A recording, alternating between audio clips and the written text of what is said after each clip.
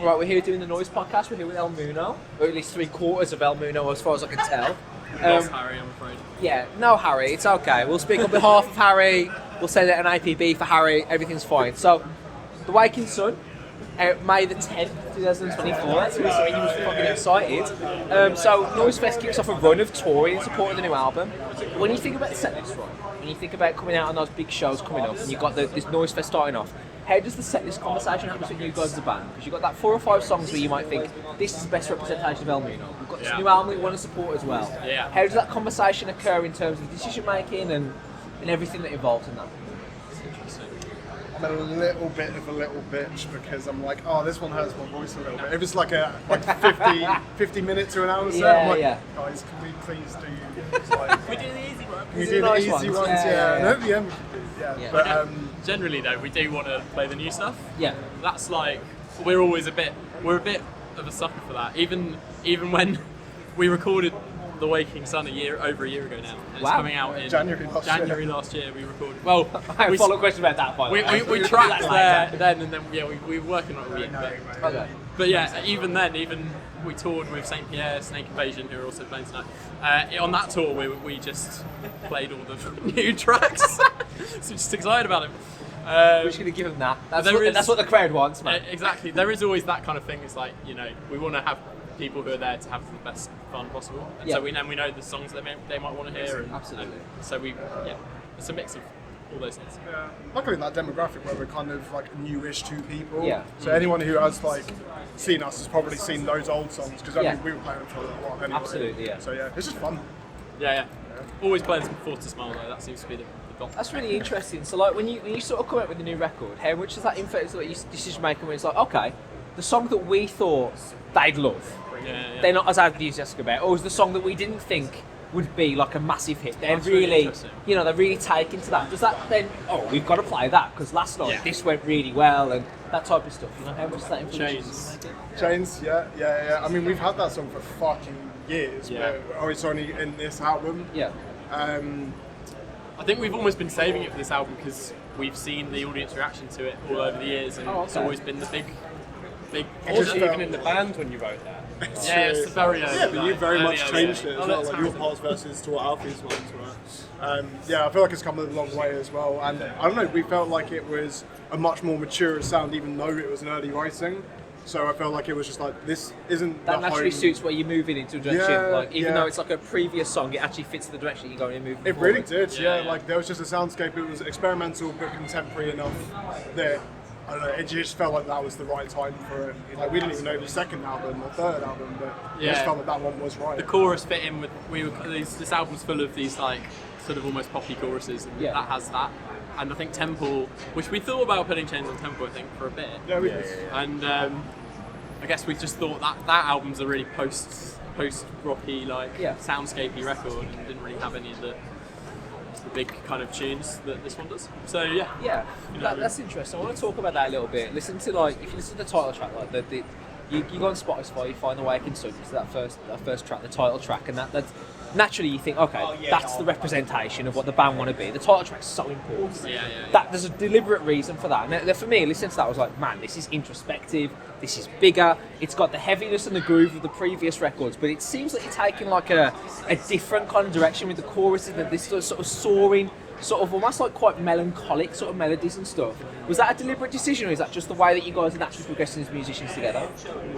Natural progression. I think it is natural progression, because honestly, we fucking love so much different stuff anyway, so those like inflections come naturally, but I mean, the meaning of the song, the flow of the song, to have the only feature that we've kind of ever had in that like sense. Yeah, shout out to Leah. Yeah, big congratulations to fucking Wow. She's insane. Yes. Like, absolutely insane.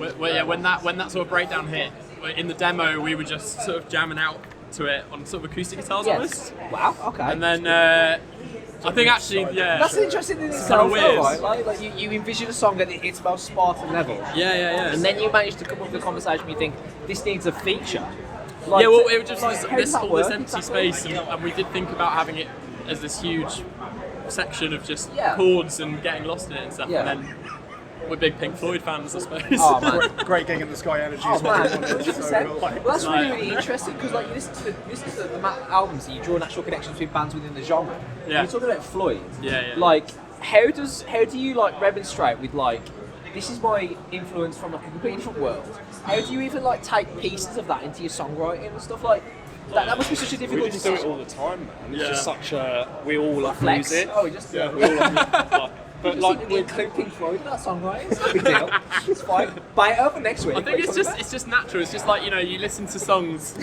Harry's here. Well, you just listen to. Oh, like he fucking loves Pink Floyd. Look at him. Like, that's a man that loves Pink Floyd. Harry Logan, ladies and gentlemen. Let's go, girls. we were talking about that earlier. To be fair, it's the Are you going to Hyde Park? No, I didn't even play Hyde Park. Oh shit, really? Oh my god. But no, like we just listen to music like Shania or Floyd, and I guess it just kind of naturally comes. Sugar, the Police. Yeah, Hannah Montana, Miley Cyrus, best of both worlds. I have to say though, Pink Floyd, our mums have been saying since we started this band, Yeah. we sound like Pink Floyd. Like literally. It's like a self-fulfilling prophecy. At some point, you're just going to release that record. Like, oh, you know, I'm really into like ambient guitar solos for 7 minutes. I'm like, I knew it. I knew it. That's fantastic. Hear the B-sides, man. I can't wait. I can't wait. You talked a little bit about how essentially like this album was written incredibly early in comparison to production and stuff, right? Yeah. And then you've actually produced it to the point where it's coming out in May. How did that work exactly? So why did it take not in like a why did it take so long, but like what was the decision making and why was it so meticulous and sort of thought out and that type of stuff? What has happened to make that the way the album has been produced? I think because we're not all together, like in Brighton. I think that definitely has a play in things. Because I'm in Dorset, How's this in Albans, and these two are in Brighton. So we we do jam and meet up, but it's Yeah. not as like as I much guess as we want. it's also just sort of we kept wanting to put more on it as well. Yes. We kept hearing the On individual songs or Yeah. extending the albums? no, like as in the album. We tracked the album in January last year, and that was kind of like front to back done. And then we just kept hearing more layers and more like strings on Solar Eclipse and like more backing vocals. The feature, with Yeah. Leah. I mean, we'd all start a project basically, and then be like, "Oh, here it is." They'd be like, "How the fuck does that sound like the last one?" Oh no, we'll make it work. Yeah, and then totally, yeah. it's kind of one of those things where we're like, "Well, where's going to be special to record it?" Middle five. And it's, I don't know, like when you've got the producer who's Sam Cogney, and like I think he has a great understanding of knowing what exactly he's going to put that together, as well as what we've been trying to fuck around with. Yeah. I feel like these guys especially just spend a lot of fucking time getting those transitions right. On kind of transitions on songs, to be honest. Yeah, it's a good point actually. Like pacing the album and the flow. Yeah. I feel so passionately about that because my favourite albums all tell a story from start to So finish. for you then, it sounds like you came into it with an overall vision of the completed project? Or did it Yeah, like evolve as it's going on? It's not like a puzzle where you fit the yeah. pieces in the way. That's it. Do you know what I mean? You Or like do a the painting where you outside start with a first. small bit and get larger as it goes on kind of thing. I do the border first and then So you've got the outside parameters a little Generally, bit and you're like, yeah, this is yeah, how it's yeah, going to end at the conclusion and then you're filling in the gaps to get to that point. when I do puzzles, yes. But when you do When we music, do albums, we start in the middle. Yeah. well, that's what I was thinking, like, it would start off with like a simple riff or a simple signature or a chorus or a verse or a lyric. Yeah. And then it's sort of like progressive. Definitely, I mean, sort of grows ideas outside. start like that. Like, we'll send a demo to the chat. We've got a WhatsApp chat that's just demos, and it could be just a riff, or it could be like a whole fucking song, Yeah. or whatever. And we just pick it. All of us pick it. And we go, I don't like that bit. I love that bit. Like as in adding to, adjusting, changing. Yeah. All of us Like, have so yeah. the charm, for example, Yeah. like Jamie sent it in, and I was like, "Yeah, got lyrics." It was kind of like we ended up Done. obviously Like, no second problem. half was like we chopped and changed it too far. Yeah. Even in the studio, actually, we were changing that one. Yeah, but like straight away I was like, I know what this melody's going to be. It's got to be such a rewarding process though, like, and it's also got to be a level of trust between all of you. Oh, for sure. Everyone's got an equal say, everyone's got an equal veto, everyone's got an equal voice. Yeah. Like for example, if you come with a set of lyric ideas, it's okay for someone else to be like, you know what, that embedded clause, maybe someone would sort of change, or that riff, or that bass line, or that drum. the level of trust you've got to have. Yeah. Because you hear all these, you watch all these like documentaries, and like people are like, this is my drum track. Yeah, It's no. his vocal. And that's his. You know what I mean? No, Like, that- and that's We're not like that at all. No. That you just create bad music if you do that, right? Like, Yeah, because you're trying to build an ego rather than the overall. Yeah, it product works kind with of thing. different people, but for us, I think we obviously we like all our own parts, but we're Yeah. open-minded to Yeah. let's try this, and that might sound better. Yeah. So we kind of go through that process. Also, I know that whatever happens, even if like there's a section of a song that changes and you're like, Yeah. oh, I was really proud of that, or whatever. Yeah. I know in my heart of hearts, by the end of it, it will be It's in better than service it of the was. overall. Yeah, exactly. And I Absolutely. think there's an element of letting it go. Definitely. Yeah. I don't care. As soon as I've shared done with objective. my bit, I don't care. Basically. That's really Do you know what I interesting. mean? It's a big element of brutal honesty that we kind of take on the chin between Has to be. us. Yeah. Has to be, right? So, like, obviously, we made a joke about it a little bit earlier. Like, last time we spoke, there were, like, dead babies hanging from your ears, right?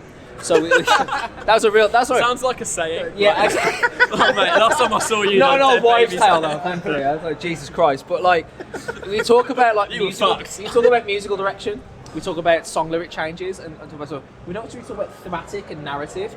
Like, when I spoke to you 2 years ago, social commentary was almost not as much of a central figure, but more like a parallel to music writing and stuff. Yeah. How is that adjusted for this record, moving forward? So in terms of like lyric writing, Yeah. so lyric writing wise, most of this is more. I mean, it is definitely also all inclusive with us, but it's definitely more personal on the mind. I felt like the last one was a social commentary in comparison to how that corrupts one's mental health. Yeah. Whereas this is more of like an insight. So there's like domestic abuse in this album. There is understanding trauma and not inflicting like egos upon that. Right. There is, I mean, changes to not domestic violence. Body dysmorphia from haunting. Are those like separate issues that you thought about in advance, or are those things that have occurred to you over the process of writing the new record? Yeah, good point. So I mean, well, Chains was written fucking ages ago, Yeah. like, and that was just like there. But I mean, a lot of like my lyric writing is very much that's how like wearing my heart on my sleeve is not only therapeutic, it's like cathartic. It's Absolutely. just I don't know. It's got to mean something to us, Yeah, what's Not music for only if not, that, right? but yeah, totally. But like all the fucking bands I grew up listening to, Yeah. the ones that made me want to walk outside to a gig, one that I would be like, fuck yeah, I need this, would be those people that would be like pouring their fucking heart out, and it would be, it would just send me to a whole other fucking place. So if I could do that for anyone else, I know these guys as well. Like if I could like bring that to someone else, Absolutely. fucking yeah, would mean the world. And that's why I play to those live performances, especially playing like gigs like this that's so intimate, right? Like these kind of closed-in, sweaty, like deliberately diabolical kind of like festival sets. Like, you know, you're not walking out with the big spaces, the corporate logos and stuff like that. Do you take that into account at all with your live performances? Like, we're playing an intimate show, it's got to be up-tempo and energetic and that sort of stuff. Or do you think, all right, it's close, so we maybe need to sort of like have a different approach a little bit, like sort of construct our set list around the crowd a little bit? Or does that take I think into it's a account bit at all? subliminal. You know How what so? I mean? Like,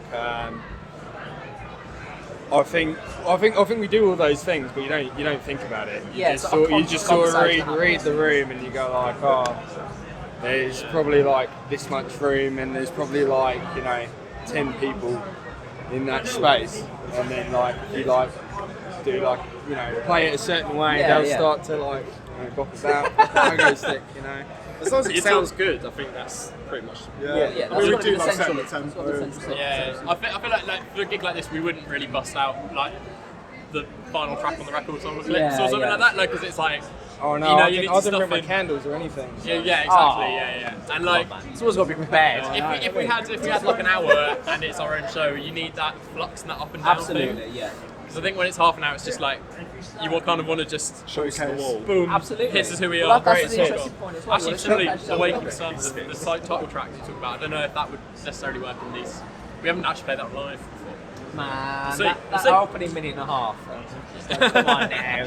People be beating themselves up in the front. No, but it's, yeah, just to bring some sort of conclusion, I want to say thank you for all your time. And everything No, like that. thank you, El man. Moono, It's been- Noizze Fest, it's been an absolute pleasure. Second Yeah. time around. But thank you so much for your time. Thanks for having Have a us. great rest of the day. Yeah, Fucking big really up good, guys. really good questions.